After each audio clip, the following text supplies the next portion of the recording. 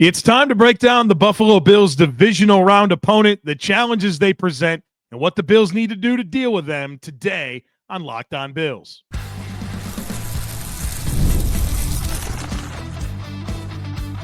You are Locked On Bills, your daily Buffalo Bills podcast. Part of the Locked On Podcast Network, your team every day. What's up, Bills Mafia? It's Joe Marino, author of Go Bills and Buffalo's Run, also the co-host of the Locked On NFL Scouting Podcast, and I'm your host of Locked On Bills.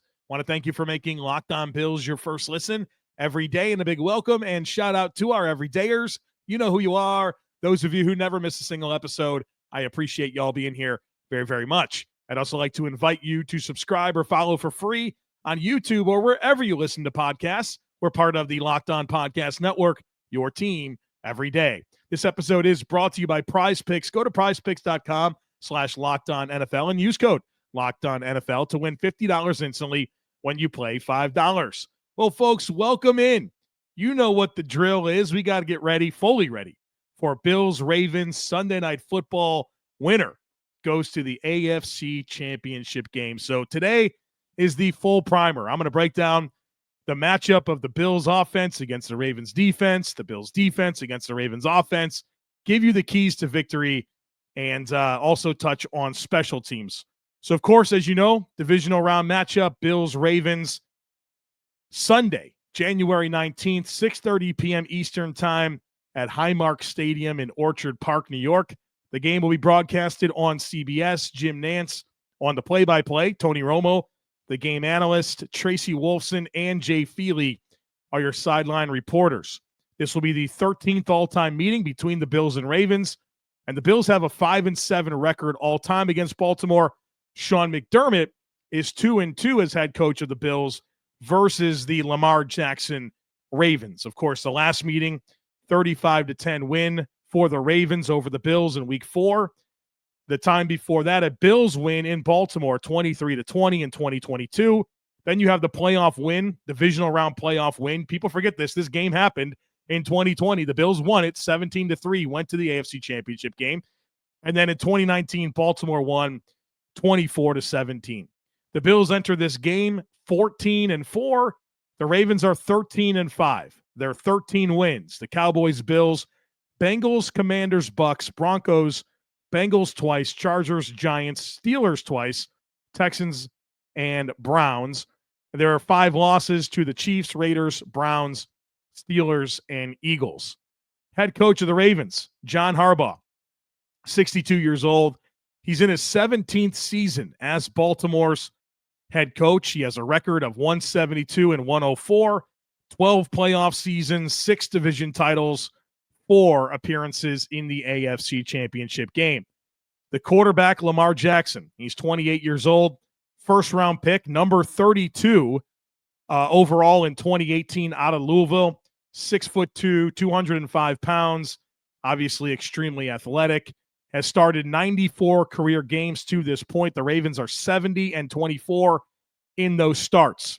In 2024, he completed 67% of his passes, 245 passing yards per game, 41 passing touchdowns, 4 interceptions, and a passer rating on the season of 119.6. Let's get into his advanced metrics. EPA per dropback, number 1 in the NFL at plus 0.3. 13% of his throws go deep, which is 20 yards or more down the field. That is 7th highest in the NFL. Yards after catch is middle of the pack. 50% of his yards come after the catch. That is 16th. He goes to his first read 62% of the time. That is 26th. Throws a catchable ball on 75% of his dropbacks. That's in the middle there, 15th. He's off target on 17% of throws, which is 20th. Turnover-worthy throws, this is pretty remarkable.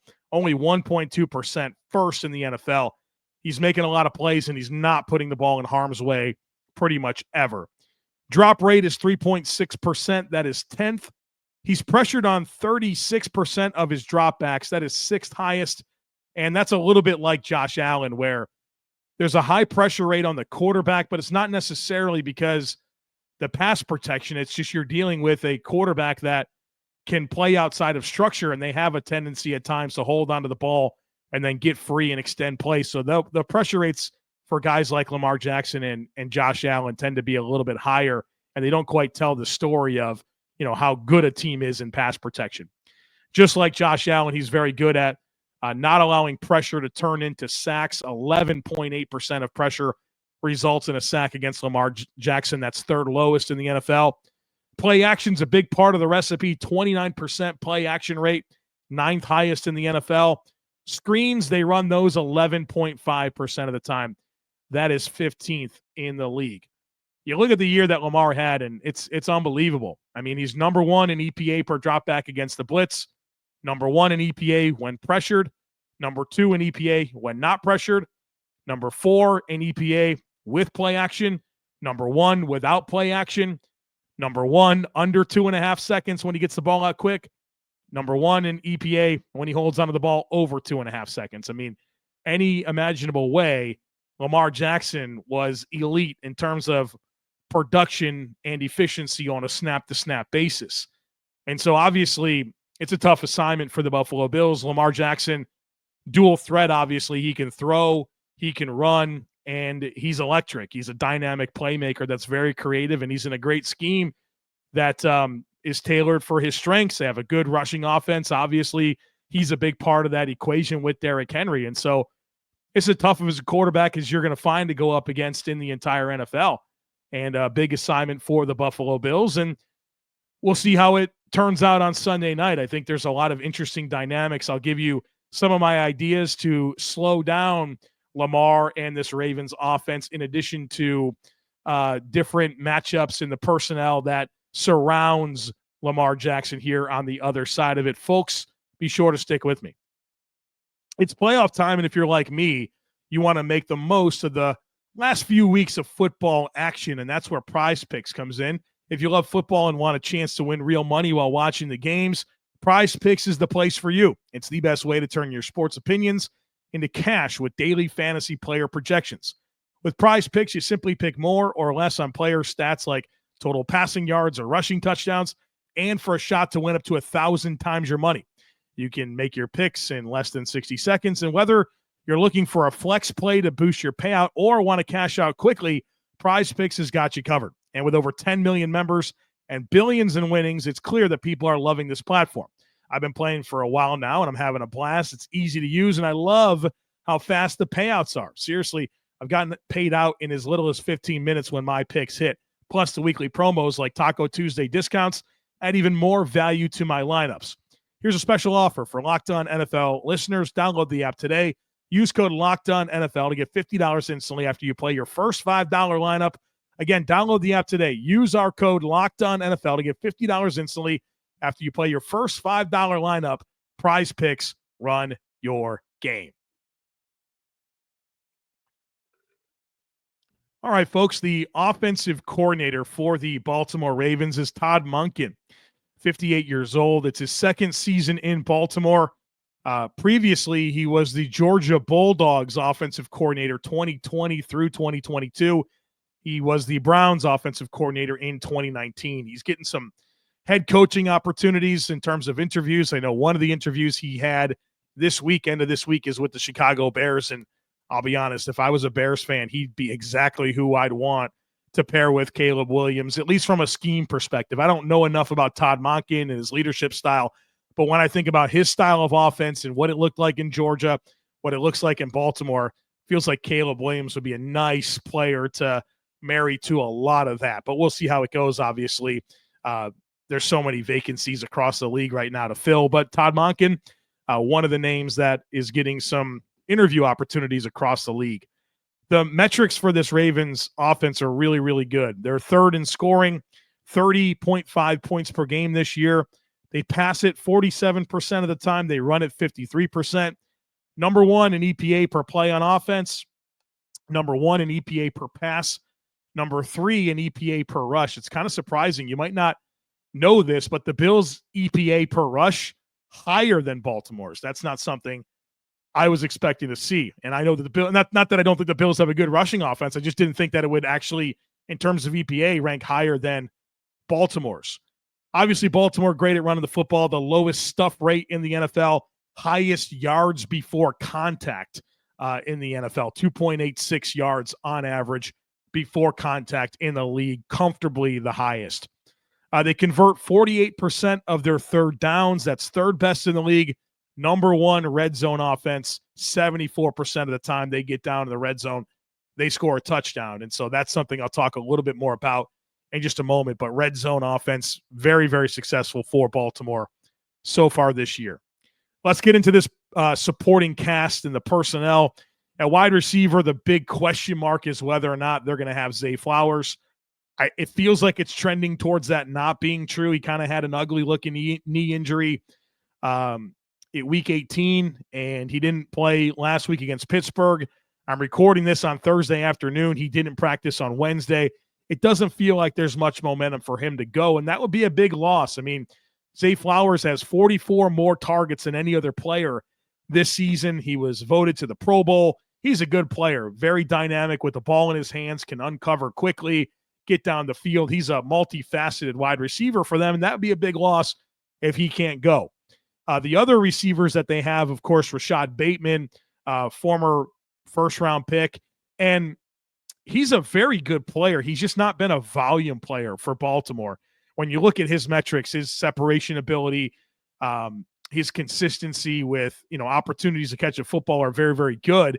He just doesn't get a ton of volume. And so now he's going to have more on his plate, presumably, if Zay Flowers can't go. The rest of the receivers, Nelson Aguilar's kind of bounced around a little bit. A vertical threat that is more of an ancillary piece. He might have a little bit more on his plate with Zay Flowers out. And then it's Tylan Wallace. He's been a part of the Ravens for a number of years, has never really materialized into a high-volume player, sprinkle him in from time to time. And then Anthony Miller, who's kind of been a flop in the NFL as a former day 2 pick, bounced around, good-looking player out of Memphis, but hasn't materialized in the NFL. And they're kind of counting on him now with Zay Flowers out. At least they did a little bit last week against the Steelers. So a good receiver core if Zay Flowers is available, but I think it's a big hit, obviously, if he can't go. At tight end, they got 2 really good players. Mark Andrews, who's a very established name in the NFL. A little bit of a slow start this year, but my goodness, he really came on as the season moved along, and that was really never in doubt. I mean, Lamar's been throwing the ball to Mark Andrews for a number of years, and they've been a very, very good tandem. And their number 2 tight end's a great player, Isaiah Likely. Boy, I loved him coming out of college. Very talented receiver, and he was obvious when you watch his college tape. He just didn't test as well as I think a lot of people expected, but my goodness, he can play. Very strong hands, very dynamic player, especially at the catch point. So 2 good tight ends for the Bills to have to deal with. Their running back, you might have heard about this. They have Derrick Henry. He's pretty good. Obviously, a big dude. He's a tank. He can run. I mean, he's on the other side of 30, but he's certainly had his best season here in Baltimore. And, I think he certainly brings out a lot in this offense, but the offense brings out a lot in him as well. He wasn't producing like this his last few years in Tennessee, but I think when you pair him with Lamar Jackson in that backfield and they can play off of each other, I mean, that's just a lot to deal with. And so for as much as Derrick Henry elevates this Baltimore offense, I think the Baltimore offense elevates him as well.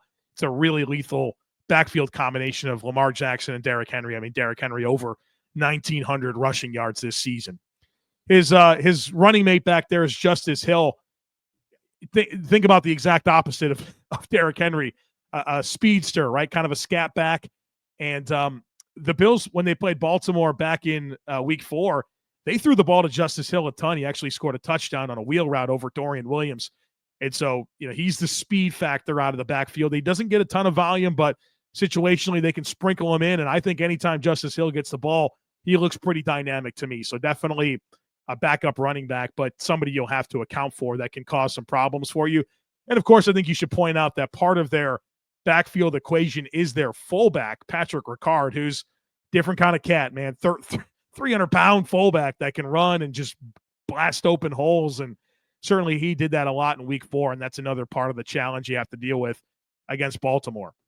Offensive line-wise, this has stabilized a lot for them. Earlier in the season, I think they were trying to sort out where to play Patrick McCarry. If Andrew Voorhees was going to be an answer for them, they moved around some different players and figured out their combination, and it's come together. Their left tackle, Ronnie Stanley, has been one of the better left tackles in the NFL for a number of years. And then he had a couple of years where it just didn't feel like he can get healthy. He's been healthy and pretty close to back to form, still a high-end starter. Their left guard is Patrick McCarry. He's been a utility player, played all over this offensive line for a number of years. I think he's found a home for them at left guard, at least this season. Their center is Tyler Linderbaum, and third-year player out of Iowa. I think he's emerging into one of the elite centers in the NFL. He can really run. I mean, extremely, extremely athletic. And while he's not the biggest center, he's got really good technique and functional strength that, the way he's able to play with leverage and, get under pads and move people, don't mistake him as a small center that's not physical and powerful, because he absolutely is. I think he's developing into every bit of a top 5 center in the NFL. Their right guard is Daniel Faalele. He's like 400 pounds. I mean, just a huge right guard out of Minnesota, still pretty new to football. Kind of had some thoughts that he'd be a right tackle. They've kicked him inside to right guard. And, I think he's stabilized as the season moved along there. And then the right tackle is a rookie, Roger Rosengarten, day 2 pick. And he settled in. I think that's the big thing here. Stanley and Linderbaum, they always felt good about. It was kind of, how does the rest of it come together? And it took some time, but McCarry at left guard, Faalele at right guard, Roger Rosengarten at right tackle. It's become a pretty decent unit in front of Lamar Jackson. So what are my keys for this Bills defense against this Ravens offense? Number one is I want to highlight the home field advantage. I think this is a big deal. Obviously, the Bills are a great team at home. They just finished an undefeated regular season at home, and, of course, won last week in the playoffs against Denver at home. They're a great team at home, and Baltimore has 5 losses. 3 of them have been on the road. But one of the things about Baltimore, for as good as they are offensively, they are prone to some mistakes, whether that's negative plays, procedural issues, penalties. They happen for Baltimore. And you'd like to think that with the advantage of Bills Mafia in the stands, that maybe you can dictate some of that a little bit. A few procedural issues, a false start, illegal shift, stuff like that. You see it when you watch Baltimore. They kind of beat themselves a little bit with unforced errors. And, maybe on the road in Buffalo in the playoffs, Bills Mafia can be a big part of this equation to help slow down this Ravens offense, or at least put them behind the sticks and not in favorable situations. That'd be helpful. I think the home field advantage here is big. Number 2 is you got to find ways to get them out of rhythm. This is a team that, if they're humming, I mean, good luck. You've seen it. They can really pour it on. How do you get them out of rhythm? And I think a lot of that stems from varying your looks. I don't think this is a situation where you come in and say you have to do this one thing. I think this is a situation where you have to do a lot of things to disrupt their rhythm and their timing and their overall ability to execute. I'd be very, very interested in this game of tapping into some 5-man pressures and playing some man coverage, especially with Zay Flowers out. I think the Bills, in some of their higher leverage moments throughout the McDermott tenure and even this year, going back to the Kansas City game, a lot of 5-man pressures. I'd be willing to do it, trying to attack those A-gaps, sending Bernard, sending Matt Milano at times, and seeing if you can get some quick pressure and do that while rushing 4 other guys and really trying to collapse that pocket, cage rush respectfully. But you also have to be willing to sell out a little bit and make a play. I don't think you can be super passive. I think you saw the consequences of that with Denver last week against Buffalo, where they were very, very cautious with their cage rush. And I think conceptually cage rush is great, but you have to have some appetite to go after the freaking quarterback. And so I think when you tap into some 5-man pressures, that'll be helpful. And then, you kind of bake in this odd mirror look that they continue to break out with 3 down linemen, 2 backers, 6 defensive backs. You can mug guys up on the line of scrimmage and start to work some of your sim pressures and really just mix it up. I mean, that's what you got to be thinking. How do we mix things up, force Lamar Jackson to get out of rhythm the best you can? I think those types of ideas come to mind to help accomplish that. Then number 3, you got to win in the red zone. This is huge, huge, huge, huge, huge. And I touched on this yesterday in the crossover episode with Kevin Ostreicher from Locked On Ravens. There's a direct correlation in the last 4 matchups, the only 4 matchups between Lamar Jackson and Josh Allen, where the Baltimore Ravens red zone offense has been correlative to winning and losing. Let's go on a little journey here. The Bills lost 35-10 in week 4. The Ravens in that game were 4 for 4 scoring touchdowns in the red zone. The Bills beat this team in 2022. Baltimore was 2 for 4 in the red zone. And you remember Jordan Poyer picks off Lamar Jackson in the red zone. In 2020, the Bills win in the playoffs 17-3. Lamar and this Ravens offense went 0 for 3 in the red zone. And we all remember the 103-yard interception return for a touchdown by Taron Johnson. Go back to 2019, the Ravens win. They're efficient in the red zone. They go 2 for 3. They're going to get down there.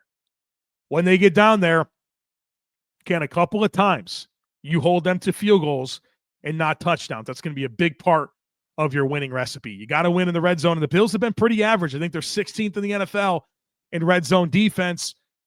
Baltimore's number 1 in red zone offense. So mediocre on great.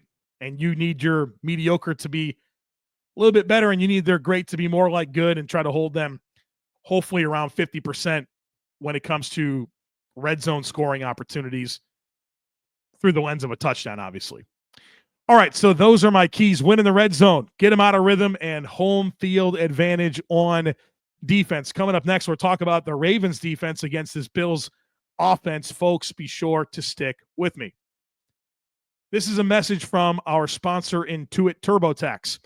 Taxes was waiting and wondering and worrying if you were going to get any money back, and then waiting, wondering, and worrying some more. Now Taxes is matching with a TurboTax expert who can do your taxes as soon as today. An expert who gives your taxes their undivided attention as they work on your return while you get real-time updates on their progress so you can focus on your day. An expert who will find every deduction possible and file every form, every investment, everything with 100% accuracy. Also, you can get the most money back guaranteed. No waiting, no wondering, no worries. Now this is Taxes. Get an expert now at TurboTax.com. Only available with TurboTax Live full service. Real-time updates only in the iOS mobile app. See guarantee details at TurboTax.com/guarantees. All right, let's talk about this Ravens defense against the Bills offense. The coordinator here is Zach Orr. He's young, 32 years old, his first season as the Ravens defensive coordinator. And this Baltimore defensive coaching staff was gutted last year. Mike McDonald was their defensive coordinator. He went to go be the head coach in Seattle. Anthony Weaver was one of their key assistants. He went to go be the the defensive coordinator in Miami. Denard Wilson, key assistant. He went to go be the Titans defensive coordinator. So 3 big-time assistants plucked, and then Zach Orr emerges as their defensive coordinator. And it's a unit that's gotten better and better throughout the course of the season. Let's talk about it. They gave up, on average, 21.2 points per game this year. That's 9th best in the NFL. 6th in EPA per play, 10th in EPA per pass, 2nd in EPA per run. They give up a third down conversion 40% of the time. That is 18th. They give up a touchdown in the red zone 54% of the time. That is 12th. And one of the things I mentioned is they got better on defense earlier in the season, except against the Bills. People were scoring like crazy on this team, had a lot of issues with their pass coverage in particular, and they made a few personnel switches that I'll highlight as we talk through their defensive players. In terms of their defensive tackles, their down linemen, the big name here is Nnamdi Matabweek. Had a huge breakout season last year. Bit of a quiet start this year, but kind of poured it on later on. He's the most athletic, best down lineman pass rusher that they have. Travis Jones is their nose tackle. He's an absolute monster. One of those guys that has a lot of size and looks like a classic nose tackle, but he can really move. I mean, it's that blend of size and athleticism that makes him a problem. He's a really, really strong nose tackle. And they also have Michael Pierce, who's been one of the better nose tackles in the league for a number of years. So that's kind of their tandem there and their A-gaps with Travis Jones and Michael Pierce, who are just big monsters that can attack and play the run. But Travis Jones gives them some juice and some athleticism that Michael Pierce doesn't really have. And then Broderick Washington's kind of their super sub. This is a lot of 3-4 looks. And so Broderick Washington's one of those guys that can play some 5 technique. Really, I guess anywhere from the shade to the 5 tech is where Broderick Washington can help as a really quality depth rotational defensive lineman. Then on the edges, Odafe Owe, former first-round pick, had his best season, had a good year last year as well. A lot of athleticism, like big-time speed. He can get after things. Kyle Van Noy, longtime veteran in the NFL, and I thought he was terrific. I think he gave Spencer Brown a lot of problems in week 4, and that hasn't really happened. I think it's about the only player that's given Spencer trouble has been Kyle Van Noy, so a little redemption opportunity. Van Noy's been a long-time player in the NFL. He played for the Dolphins for a number of years with the Patriots. He's a pretty common player for the Bills to have to go up against. Then Tavius Robinson, athletic younger player as well that can put his hand in the dirt, also stand up. And then David Ajabo, not sure how much run he'll get, but was a good-looking player at Michigan and then had a big-time injury, and he's kind of been on the road to recovery.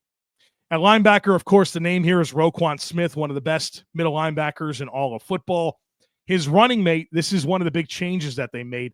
Trenton Simpson was a player they drafted out of Clemson, didn't work out. They benched him, and Malik Harrison has stepped in. And Malik Harrison's been a reserve for them, I think, for like 5 years, like a sometimes a starter, mostly a reserve player.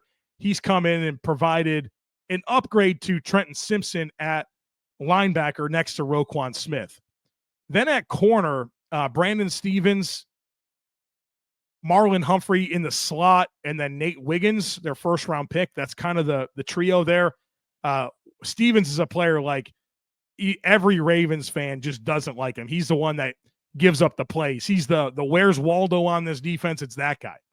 Then Marlon Humphrey in the slot, big-time player, right? He's outstanding. Can play outside, but really his best work comes from the slot. Very physical tackler. Like you think about this equation for them to defend the run, and it's a lot about Marlon Humphrey and what he gives in that capacity. Then Nate Wiggins, their first-round pick, who's really long and athletic. He's the other corner. And sometimes they do sprinkle in Tre'Davious White. He'll play a handful of snaps each game, but those outside corners have had some vulnerability this year. And I think the Bills might have some opportunities to go after them. Then at safety, Kyle Hamilton. He's emerging as, one of the best safeties in all of football. A lot of size and range, good tackler, very, very instinctive. He's outstanding. And then probably the biggest change that they made for their defense was his running mate. It was like Marcus Williams and Eddie Jackson, who are like longtime free safeties in the NFL. They're no longer part of the mix. Ardarius Washington, an undrafted player a few years ago out of TCU, who's very small, but he's just a good ball player, came in and is starting next to Kyle Hamilton. And it's been everything for this defense. They've become so much more secure since making that switch. And he's a really likable player. Trust me, if he was on the Bills, you'd love him. Just his ability to cover and make plays on the ball and come downhill and tackle. And he's just a small guy, but flies around like crazy. Maybe some Jim Leonard to him, if that makes any sense to you, if you remember who Jim Leonard was, but a good player. So what are my keys for the Bills against this Ravens defense? Number one, I think you have some opportunities to attack these corners, Brandon Stevens and Nate Wiggins. I talked last week about how it maybe wasn't the best matchup for Keon Coleman and Amari Cooper. I think it's a different story this time around. I do think you have some one-on-one opportunities to go after them, in particular Brandon Stevens. If you get one-on-one coverage and Amari Cooper can stack and get on top of this dude, throw it. I mean, take your chances. I think there's some good chances to win that matchup down the field. And you've seen that. The Bills kind of pick their spots. They like going after Nas Johnson with the Chiefs. That worked out for them. There was the Jets game when they had Brandon Echols with some one-on-one opportunities. This is that same type of opportunity to go after a corner and have a mismatch with Amari Cooper. I think you can do that against Brandon Stevens. Number two is work your backs and tight ends. This is a Ravens defense that's given up the 9th most yards to tight ends, 4th most to running backs. And that other linebacker spot is, Malik Harrison. He's not a very good coverage player. You get one-on-ones with him, take it. I think that's where you can really play your matchups. And so if they want to play man-to-man and go one high, okay, great. You have some great opportunities on the outside with Coleman and Cooper and Matt Collins. If they want to give you some two high coverage shells, great. Now you can start working the ball in the middle of the field to your tight ends and your slot players.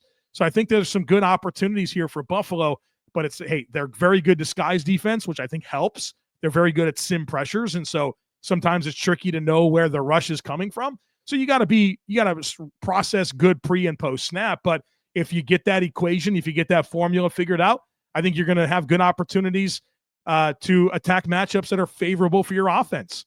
And then number 3, got to understand the flow of the game. You got to understand the flow of the game. I thought that was a big problem for Buffalo in week 4. Certainly we could talk all about the players they didn't have on defense, and that matters a ton. But I thought just as important was the Bills didn't have a good feel for the flow of that game. You know, they call that goofy trick play. They had a cowardly punt in a game where it didn't feel like your defense was getting any stops. You know, you got to feel out this game. If it's going to be a defensive struggle, probably not. Well, then, yeah, play field position and trust your defense. But if this is a game where points are required, you know, you're talking 4th and 1s, 4th and 2s, you got to go for it. The game's got to be in Josh Allen's hands whenever it makes sense. You know, so I think really important. And Sean's done a good job this year, I think, for the most part. Probably his best year ever of, you know, feeling games and doing the right thing at the right time in terms of go for it decisions. I think there's been an article that's went out that showed that Sean actually added the highest win percentage of any coach in the NFL this year on 4th down decisions. That's got to continue in this one. And, you know, you can't, I think they learned a hard lesson about the trick play, but that just generally speaks to, in that game, a lack of understanding of how the flow went. And maybe that's happened at other times as well throughout the tenure of Sean McDermott. Can't happen in this one. So attack Brandon Stevens. I guess really attack the matchups, whether it's Wiggins, Stevens. You have some opportunities against these linebackers. You got to take it and then really have the right understanding of how the game is unfolding so you're making the right decisions. Special teams real quick. Justin Tucker. At one point, some people might say he's the best kicker ever. The last 3 years, he really hasn't been, and especially this year, only 73% on field goals, and really the distance stuff has not been there for Justin Tucker. The punter, Jordan Stout, good young punter, 4th-round pick in 2022, and I think he's trending towards being one of the best punters or one of the better punters in the league. And then in terms of the returner, they really haven't had a consistent option. They went with Steven Sims last week. That's kind of my expectation. Sims has been a potent player with the ball in his hands, but he's also not mistake prone or not above a mistake. You know, he has his share of muffs and ball handling issues. So, you know, we'll see what they have cooked up in terms of the returner. I know they have Deontay Hardy. I'm not sure if he's available or not. So we'll kind of stay tuned there. But generally speaking, while their field goal kicking hasn't been what it's been, Baltimore, you know, John Harbaugh was a special teams coordinator before he got the job. So it's always pretty strong in Baltimore. And so the Bills, you know, it'd be nice to have a win on special teams like they did last week against Denver, but we will see, obviously, it's a well-coached unit. So there you have it. Bills, Ravens. That's how I see it in terms of the matchups, the keys to victory.